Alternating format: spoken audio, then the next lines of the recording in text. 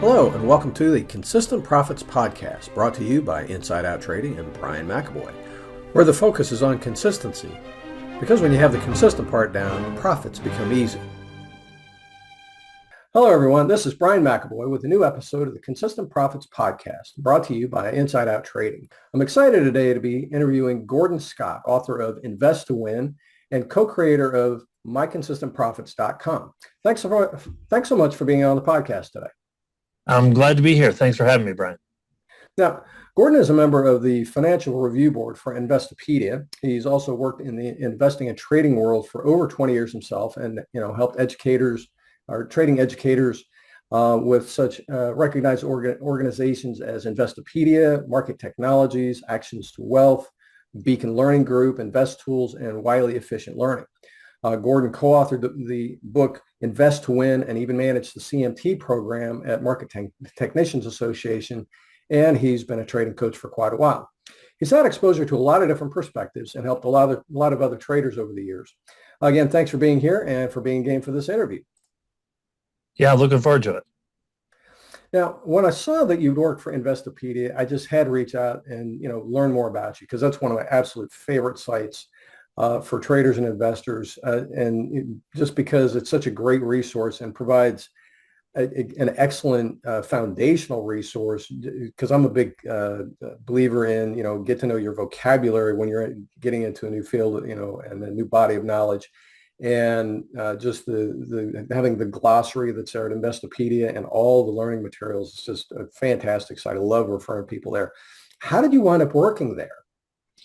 Oh, that's a fun story. I'll try to keep it short. I could talk about it forever. I was working as the managing director of the CMT program, which you made mention of. And at that time, Caleb Silver, the managing editor there, wanted to have a higher collaboration between CMT, people who had the CMT designation and were working in industry, and Investopedia. He wanted content from people who were CMTs, and particularly people that, kind of wanted to get their name out and get a little more name recognition. And so, I struck up a conversation in trying to help make those connections. And along the way, they have developed the ambition for a brief moment to create something called the Investopedia Academy. And they wanted to create online courses about all sorts of things: trading, investing, finance, Excel spreadsheet modeling, and but they didn't have an expert on site who really knew a lot about all of those fields and what should be developed into online courses. I've been doing trading, coaching, and instruction and curriculum consulting for 20 years, but my original background was instructional design and technology. So they realized, wow, here's somebody that has both domain knowledge and skill in presenting, learning how to structure information so it can be presented. This is the guy we need to be our head of education. So I got in discussions with them, and it sounded too fun. I couldn't resist. Although I loved working with the CMT Association, I love those folks and so forth.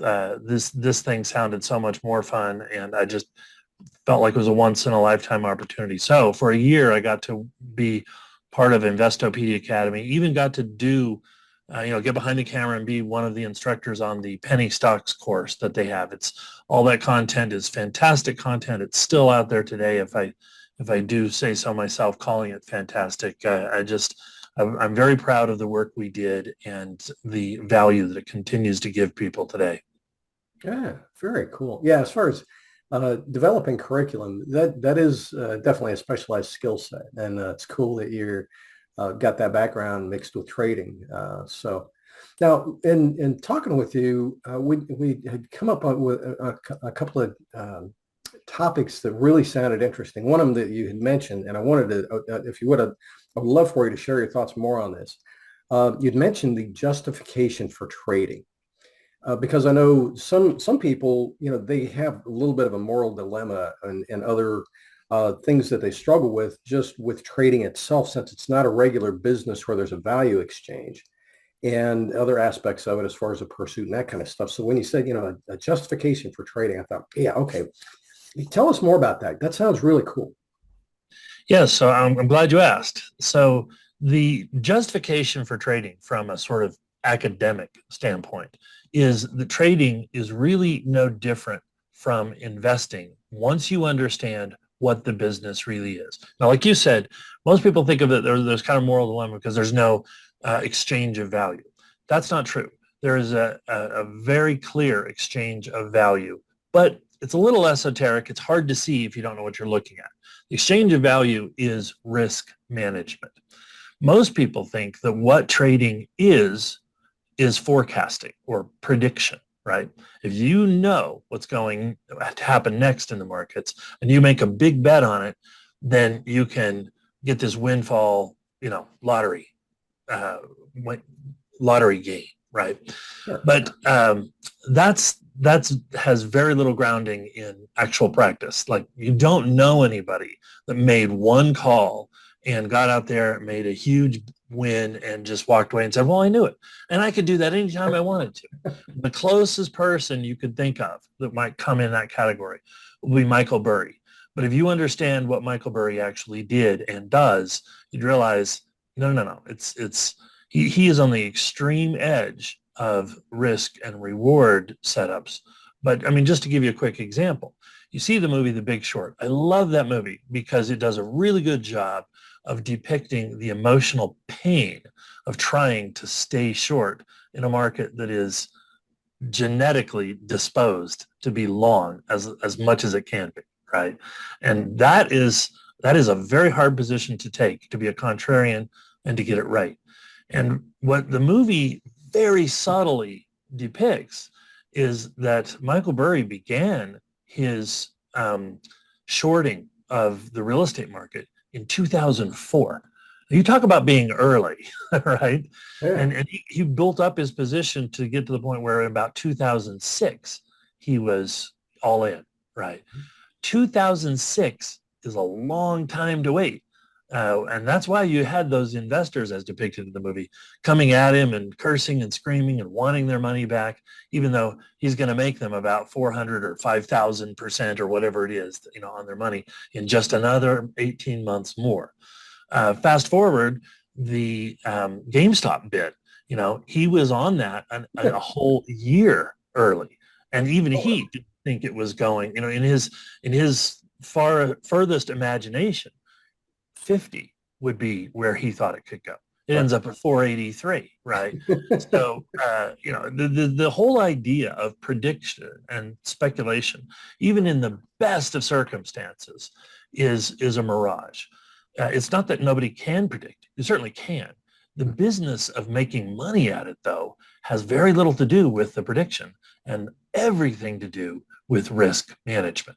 So what the business of investing or trading is risk management. If you manage your risk better than the marketplace on average will do, the market will pay you.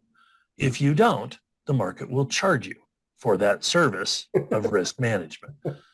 And if Yeah. you look at it that way, then you realize that the only difference between investing and trading is frequency of activity, right?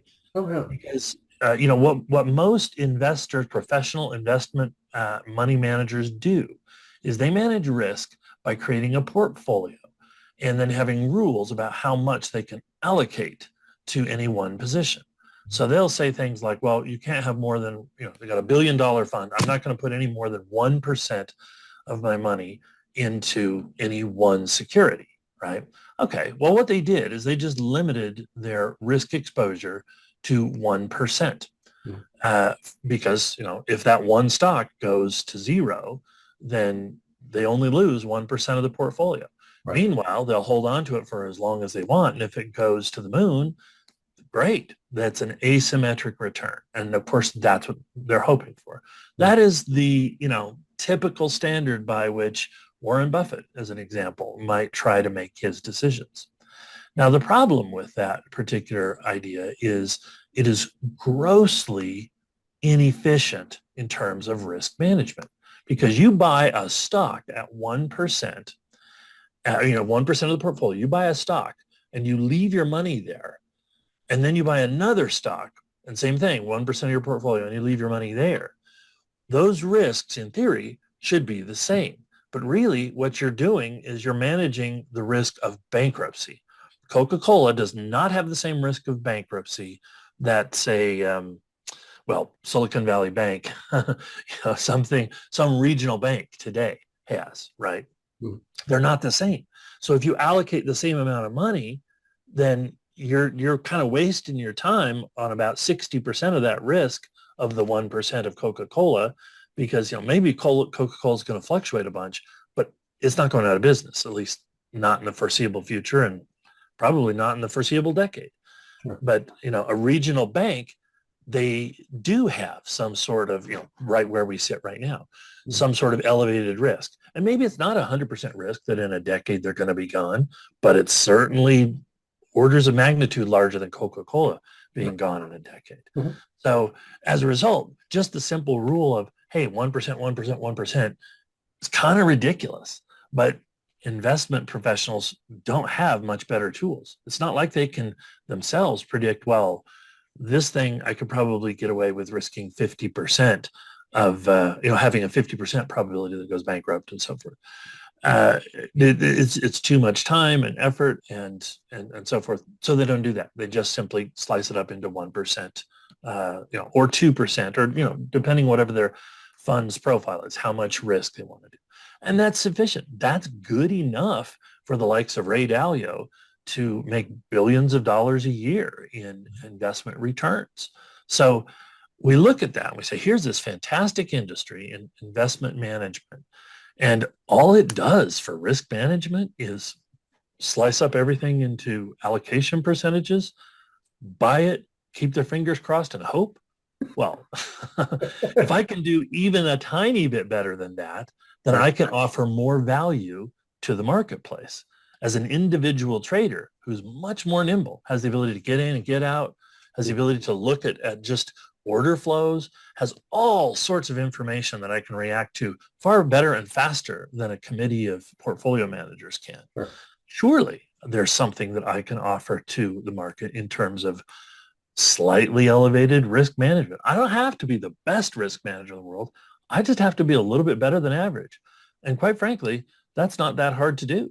And that's why I say there is a logical and philosophical justification for being a trader. Now, should everybody be it? No, not everybody should be any one given profession in the world, right? You don't have any sort of obligation to run out and become a trader. But if somebody tells you, oh, no, trading is a stupid industry, it's not, well, okay, that person doesn't know enough about the industry, and they certainly don't know anybody that knows how to do it right. But if you boil it all down to risk management, then you can start to have a realistic conversation. Yeah. Well, and that does make sense as far as that kind of a value proposition. Most people are looking at it just as in terms of a business in general, and the fact that there's not a good or a service being exchanged with a person or organization. And that's right. Yeah, you put it in a different context, and that does make sense. Yeah. And that actually is a good value to be providing. Right. Cool. Yeah. Huh. Yeah. And in terms of not transacting a hard and fast good and service, the world we live in is more and more digital. All you got to say is 3 letters, NFT, and you are well past the edge of, transacting anything of hard and lasting value, right? But the reality is all of us have a need to look after our finances in ways that authority figures in our society, government, regulatory agencies, academia, are not going to be able to provide us sufficient information to do the job we need to do. The government, the U.S. government, any government, but let's say the U.S. government, it can't predict, and it certainly won't describe its risk of failure. Its risk of its own failure. Even if it could, there's no way in the world they would tell you about that, because, loss of confidence, people are going to stop buying U.S. Treasury bonds. We can't have that, And I'm not trying to talk about political side of the spectrum. I'm just talking about the mechanics of a business, of a system, of an organization, and its own, desire for self-preservation. There's no way that somebody's going to come along and tell you, okay, put your money here because we might fail and this is the best hedge against it. They won't do that. You're left to figure that out yourself, right? And people that have their money in banks that aren't doing a good job of risk management, they don't know that, and those banks are not going to tell them, well, we're crummy risk managers, so you probably should put your money somewhere else. They're not going to tell you that. And the worst part about it is, as has been shown in the case of Silicon Valley Bank, not all of them know that they are poor money managers. And they might think, hey, I'm a great money manager because blah, blah, blah, blah. All these things I'm doing are things that people have done in the past 40 years. True. But in the past 40 years, we've had a declining interest rate environment. And now all of a sudden we have a very steady upward climbing interest rate environment. And nobody got schooled for that. Nobody went to school to learn how to manage, money market banks and money market positions in that kind of environment. So some people are going to do it better than others, and they're not going to tell you. They don't know how to tell you. And even if they could, they wouldn't. So that's all a way of saying you have to recognize at some point that taking care of your own finances means you need to know how to quantify risk. Now, for those people that are really interested in the nuts and bolts of the market and are willing to learn about trading stocks and options and so forth, if you got the time and interest in it, you have this huge opportunity, because given the right approach, you can learn to trade far more effectively, far more efficiently, and far more quickly than you might think you could have. And that's been my passion for the past 20 years, is to refine the systems of instruction that I use to try and help people get from where they are to profitable trader, not in a matter of years. Right now, about a matter of months, 4 months to a year. I'd love to get it down to a matter of weeks, and I'm working to do that.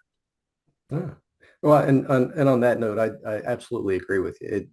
Trading is not something that requires a 4 or 6 or 8 year degree. If you're given the right instruction, yeah, months is very reasonable, very reasonable. It's not that complex. It's just not that much information to absorb. It's a matter about getting the right information, the right instruction, the right teaching, and developing the right skills and perspectives. And fortunately, most traders are above average. And so, yeah, I've been trying to get people to understand for years. They'll come to me and say, Brian, I got a good system and I just can't stick to it. So, what I need to fix is me. And it's like, well, no, you don't have all these psychological issues. You don't have discipline issues, whatever. You're okay. I mean, you've proven that you've got all the assets that you need to be successful at this. You don't have psychological issues. You have lack of training issues. Yeah. And if you get the right training, it's not that tough, and you'll be fine. And I've proven it, again and again and again. And other good educators like yourself who get it. It's like, yeah, you need to know what to do and how to do it properly, not just learn a method. And like you're talking about, effective risk management. Yeah, that's huge. And if you just get, some of the critical skills down, it really isn't that tough. And so, yeah, the time frame, the books that say 5 to 22 years, I'm like, yeah, if you're beating your head on the rock and trying to figure it out yourself, sure, it's going to take that long.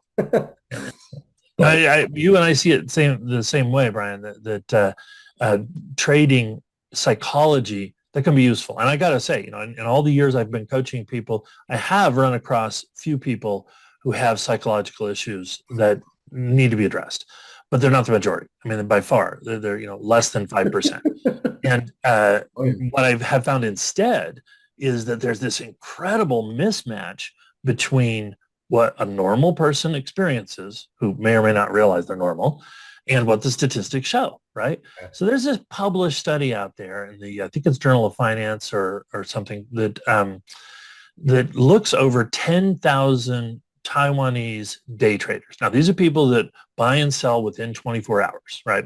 That's the typical kind of trade they're looking to do in their account. Over 10,000 of these traders, and this was several years back, but they repeated this study, I believe. Anyway, the study showed that 90%, a little over 90% of these traders failed. Okay, and by fail, we mean lost more than 50% of their account within 3 months and didn't go back, right? They failed. 90% of those traders failed within the first year of trading, and first 3 months. Right. And the point of the study was to sort of show, hey, maybe day trading is not that great of an idea. Can people really consider it to be worthwhile? It was sort of exploring those kinds of questions. Mm-hmm. Buried within the data, though, were some really astounding facts. Consider this one.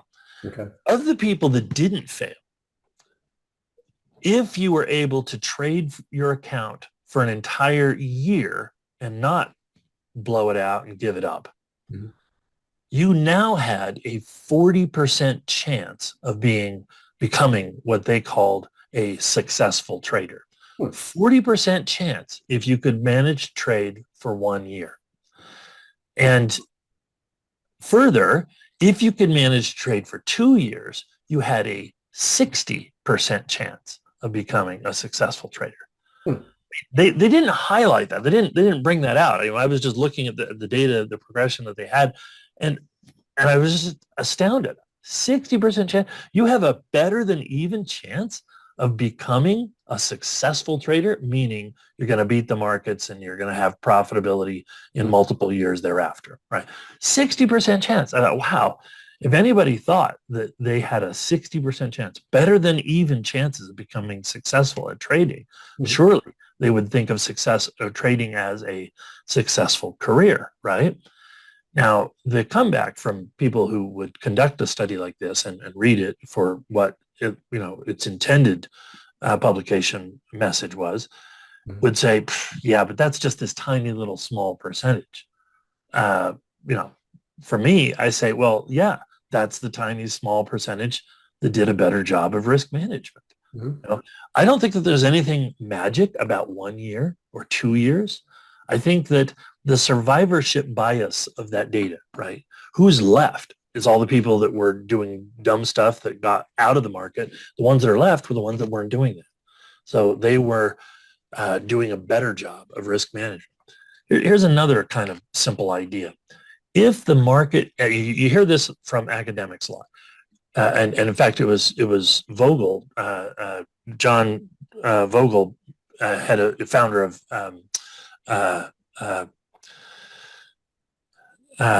the big ETF company, starts with a V.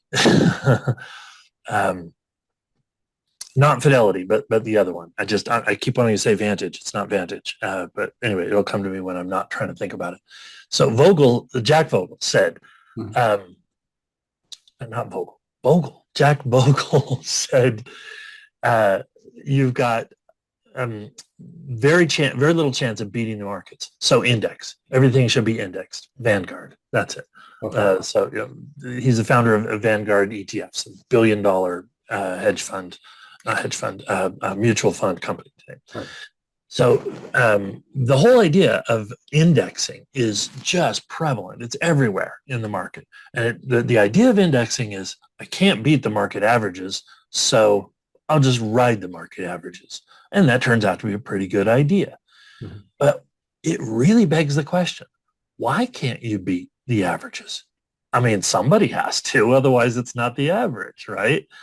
If 90% of people trying to beat the market through day trading fail, that is a very curious problem, because shouldn't at least 50% of them be on the upper half, right? Well, the answer is that it's not about prediction. It's not about backward-looking returns. It's about forward-looking risk management.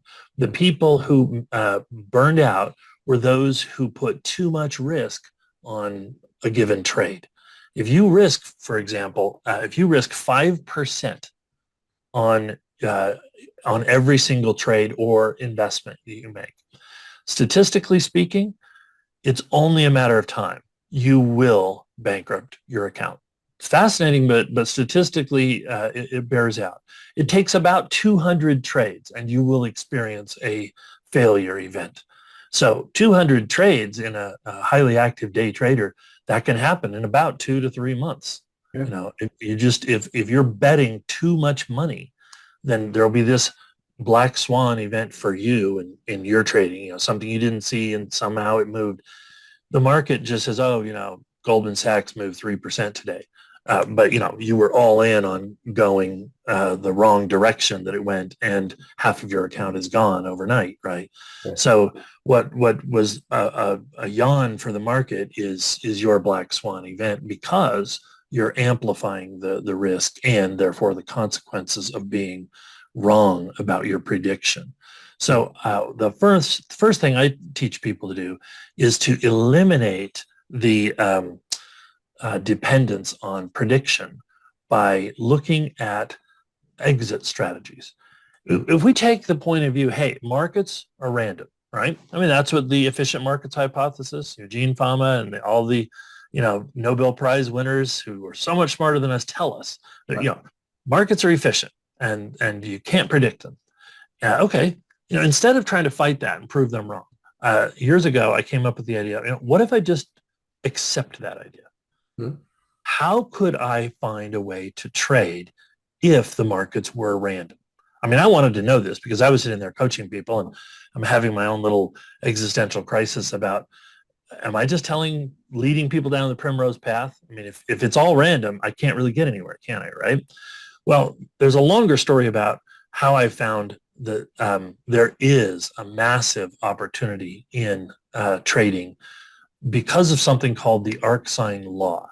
Okay. And basically, it's the idea that even random events will tend to cluster into trending appearances, trending behaviors, trending data strings. Hmm. And so what people think of as something, a trend, people usually think a trend is non-random. But in fact, a trend is random. It will occur even in random events. And this is the big problem that people like, the author of Random Walk Down Wall Street and they look at that sort of stuff. They are fooled by randomness. That's another book, Nassim Taleb. Anyway,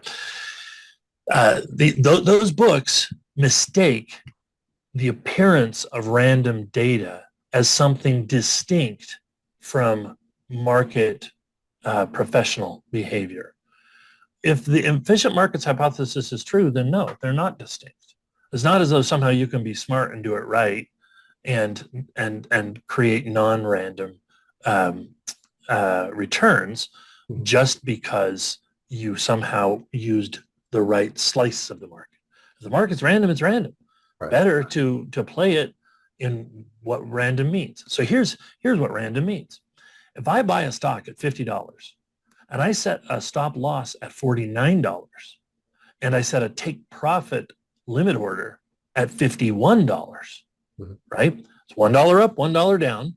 Right. What is the probability that I'm going to win that trade? Now, it's not too hard to guess that in a random market, it should be 50-50. Right. Because you've got just as much distance up as distance down. The probabilities are, and interestingly enough, option pricing, the Black-Scholes model and the various option pricing models, they're all built, they'll have that same assumption built in. The market movement is random. And so any given distance, equal distance from one, up or down, from one starting point is a 50-50 proposition. And so I thought to myself, okay, well, if a 50-50 proposition is equal distance of stop to target, what if I just monkey with the distance?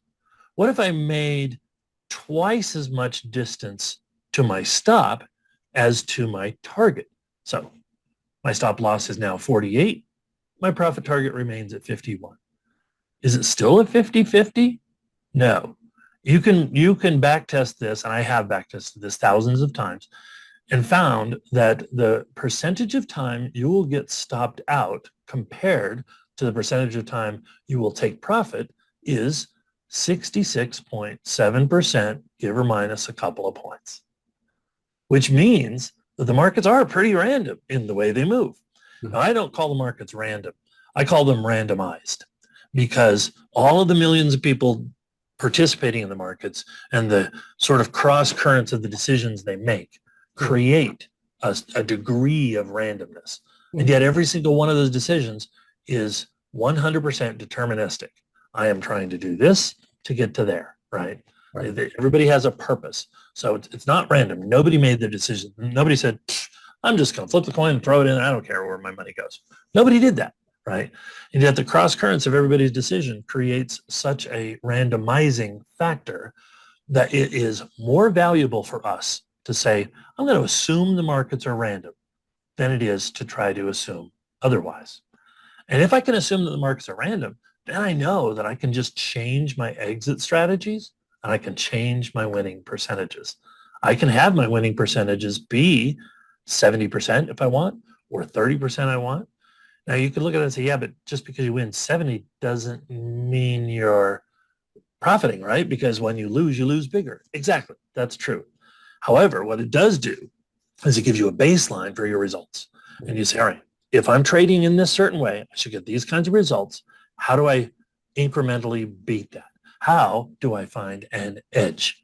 Well, it turns out there are all kinds of edges in the markets. Because the markets aren't random, they are randomized. You can find all sorts of edges. And that's what Michael Burry does. But Michael Burry's edges that he finds are cruise ship edges. They're long, slow moving kinds of things. What a trader finds in edges are much more ephemeral, the kind of things that will last, for minutes, maybe days, maybe weeks, but they're there. They're there to be had and to be found. And I just completed a couple of months ago a multi-episode description of 10 persistent edges that academic studies have shown are in the marketplace. Mm-hmm.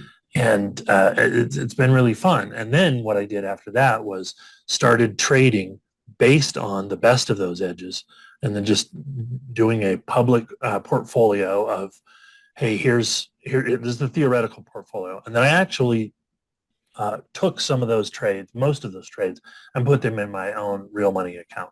Okay. And so just in the month of March, that portfolio was up something like 4.8% on the public one. My own portfolio was up 5.2% over that same period of time. Right. During that same period of time that the portfolio started and ended, the market was up 0.5%. It's only 1 month, but it was a lot of fun for me to say, hey, here's all the edges. If we trade them, we should get some benefit. And then to actually do it for the next month, it's kind of like calling 8-ball corner pocket, and a little bit of self-promotion. Yeah, it landed. But that's not the first time I've done this. I've done this 3 different times over the past years, and the result has been surprisingly similar each time. So it gives me a lot of confidence to say, if you concentrate on the right things, you can get your trading business up and running a lot faster than you might think. Oh, yeah. Actually, all that you were talking about there, I find it hilarious because one of my favorite examples, speaking of random and the exit strategy is the key. A guy that I worked with several years ago had a random entry trading system. Literally random entry. He would lay out a sheet that had all the different commodities listed on it. He would take his finger and he would let it drop. Okay, that's what I'm going to buy. And he would flip a coin to say, this is the direction I think the market's going. Yeah. And he was profitable. We got him profitable because of the trade management with a pure random entry system. The entry totally taken out of it. It was all in the trade management and the exit. Yes, yes. Absolutely cool. And so, yeah, what you're talking about is. Yeah. Have you ever heard the story that Chuck LeBeau tells about the commodities trader back in the day who talked to other planets? Have you ever heard that story? No, but I've worked with traders that use their horoscope. It's amazing to think about people that rely on prediction. Especially like, large investment managers or commodities managers that rely on prediction. You say, well, this guy took a random entry system. Hey, they're all random entry systems. Let's be truthful, right? It's like if the markets are random, it doesn't matter what you think is a non-random entry. It's still a random entry, right? Yeah. But this guy, to prove the point, Chuck LeBeau, this happened back in the late 80s. There was this gentleman, Chuck LeBeau, was working at a commodities trading advisory in sort of the front office. There was a gentleman, it was in Chicago, a gentleman who would come in and he would say he would want to do futures trading. Okay. Now this guy would take one of those wavy Coke bottles and put a bit of gum in the bottom of it, and then break off a transistor radio antenna and stick it to the gum. And then he would hold it up to his ear and mouth, predating cell phone usage. And he would talk into it, saying things like, what should I buy? What are they doing? And then he would have this imaginary conversation. And then he would come and he'd tell the brokers, they're buying soybeans on Saturn. So I'm going to go long soybeans. And he had the belief that, there were interplanetary individuals participating in Earth's commodity markets. And so what was fascinating to Chuck was that he ended up being more profitable than most of the money managers in his firm over a period of months. And he sat there and looked at this guy and he thought, now I can either believe that there are traders on other planets, or I could believe that the entry isn't the thing that's making him money. So he went and looked for what was making him money. What he found was that when this guy bought soybeans or whatever and held the position, the other traders, floor traders that were part of the advisory, would sit there and, roll their eyes. And when the soybeans started going down, they would razz him. Yeah. Oh, those Saturn traders, boy, you can't top them. They're so good, aren't they? They would give him all this grief. And what he would do is eventually he would just cut the position. Right. But if the position went well, nobody said anything because they didn't want to feed his ego, and they certainly didn't want to make themselves feel stupid by not having gotten in the trade. Right. So they wouldn't say anything. Consequently, he would let it run. And just out of his own pride, he was following the golden rule of trading: cut your losses short and let your winners run. Right. And so Chuck looked at that and realized it's all about the exits, isn't it? And managing yourself through exits and through your positions as they progress, that's the key skill of risk management the traders really need. I just love that story, and I kind of based a lot of what I started developing in the way of coaching when I first heard that story and started trying to find ways, how can I more efficiently get people into that realization? And I'm very proud of what we've accomplished over at myconsistentprofits.com, because we have this sort of methodology that leads people through in a matter of weeks what they need to know, and then in a matter of a few short months gives them the exercises they need to complete in order to be able to get themselves there within about 4 months to a year. Cool. Yeah, actually, I'm glad you brought that up, because I was going to ask you about that. As far as at your site, when people do come to work with you, what's the experience like for them? Well, we have on myconsistentprofits.com, we have 4 different kinds of webinars. So they're all small group, one-to-many kind of instruction models. And then, of course, we've got lots of recordings. We've got an online library, and then we've got exercises that people have to go through. Mm-hmm. So it's very much of a self-study, but kind of a guided self-study. You get to talk to experts. I'd like to consider myself one of them, mm-hmm. who can answer your individual questions and also give you, day-by-day market insights and that kind of thing. Mm-hmm. But the real thing is, can I develop the habit of tracking my trades, structuring my trades? Well, even getting further back, seeing the trade and then structuring it and then tracking it, all in a consistent way that helps me do better risk management. Right. How do I get to believing I need to do that? That's the hardest thing. Psychological issues that people have. Okay, the biggest one anybody actually has is just believing that they need to do this. I kind of need to do that. I know this is right. I know GameStop's going to go up from here. I'm buying it. People that stay stuck there, that's where psychology has to come in. Most people find, I think I can get past that. After half a dozen losses, most people can get past the idea that they need to have perfect prediction capabilities. Mm-hmm. And so once you're past that, then you can say, well, what's the right way to structure my trade? And then believing that you need to consistently structure your trades, imagine them, structure them, and implement them is that's the next psychological hurdle, believing that you need to do that. And once you have that belief, then it's all a function of repetition and skill, building the ability to do that. And like I say, that doesn't take that much time as long as you believe in it and agree with this system of risk management. If you don't agree with it, you'll be fighting it. You'll be looking for something else, and it takes you longer. Oh, absolutely. Yeah. Yeah. So we sometimes offer one-on-one kind of coaching situations, and I work with people one-on-one specifically to help them overcome that hurdle. How do I get into this pattern where I can build the habit of consistently looking at a trade I believe in and structuring it the same way every time, and then tracking my trades so that I can have predictability in my system and gain the kind of consistent profits I want. Oh, very cool. Now, if people want to, find out more, it's myconsistentprofits.com. That's Yeah. Okay, very cool. And they can reach out to you through there. Yeah. Oh, excellent. Well, I tell you what, this has been a whole lot of fun, and I got to tell you, I got to ask you back on because we didn't even get to talking about the parallels between business and trading. That's true. Which is a great conversation, and I'm looking forward to having that with you because I know we definitely see eye to eye on that, and it's a worthwhile conversation.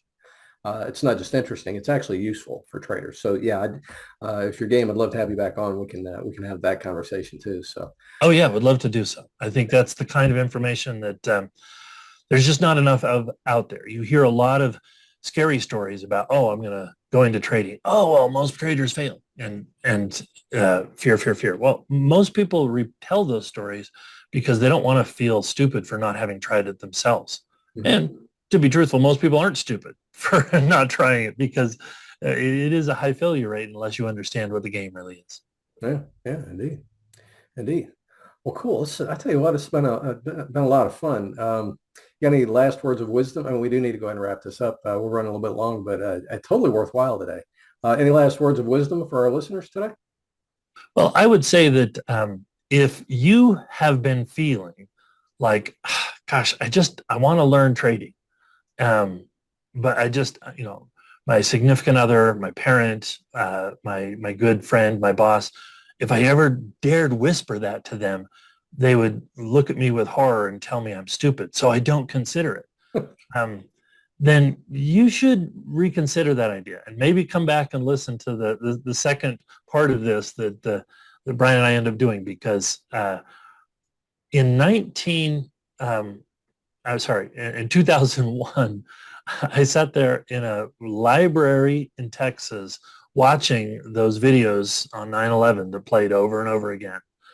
And I watched my first career burn up that picture was a perfect metaphor for what was happening in my individual career at that time.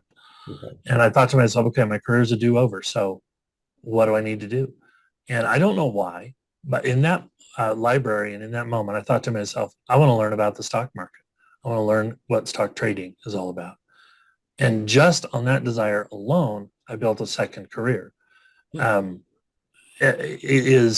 I heard all of the things that everybody said, and I experienced a lot of the things people said. I lost significant money, but I also made significant money. And more important, though, I gained knowledge in studying this and going down this path that has helped me in every other aspect of my life. And I'm a big believer that trading is philosophically good for the people that really somehow feel drawn to it. Mm-hmm. And if they can get the right information about it, it can enhance their life and allow them to enhance the lives of those around them. Yeah, I agree. Yeah, good call.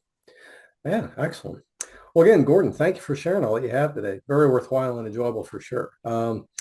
Now, as far as everybody listening, I would strongly urge you, like I do on every call, but especially with Gordon, if what he had to share with you today resonated at all, definitely don't just listen and say that was cool and then go about your day. If it resonated with you, go ahead and act on it. Go ahead and reach out to him at his site, myconsistentprofits.com. and go ahead and find out more about it. And if it's great, go ahead and engage him, because the main thing about it with trading is you do have to continue the pursuit of learning and developing yourself until you get there. You can't just coast and do the same thing you've been doing if it isn't getting you there. It's not like, one day you're going to magically wake up and things have turned around on their own. You do have to, take some action to move your career forward as a trader. So, and Gordon's a good guy, and he obviously he's got some good experience to share with you and some good coaching, good perspectives that will definitely help you. So, don't just listen. Go ahead and take action on it. And that's it for this episode, though. Gordon, thank you again. This was a whole lot of fun, and Thank you, Brent. to doing this again with you. So, thanks again for being on today, man. And I'll tell you what. We'll go ahead and wrap it up, and we'll see everyone on the next episode of the Consistent Profits Podcast. Thank you for joining us today on the Consistent Profits Podcast, brought to you by Inside Out Trading. Make sure to swing by Inside Out Trading and pick up your copy of The Proven Formula for Consistent Monthly Profits. If you enjoyed the show, make sure to subscribe on your favorite channel, and we'll see you on the next episode. Cheers.